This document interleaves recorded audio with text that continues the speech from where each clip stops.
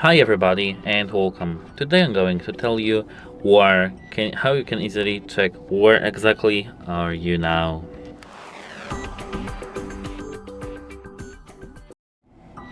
So, as you can see, here we are in some random place and we don't exactly know where are we.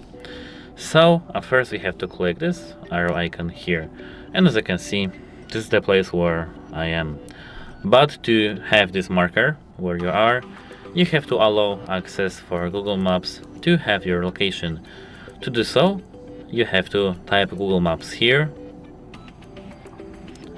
Google Maps. And here you have to scroll down to settings, Google Maps settings. Here you have to tap location here, and while using the app or always.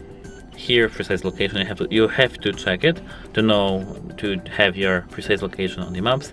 And now if you go back to the application, you will see your location. That's it. Hope it helps you, and goodbye.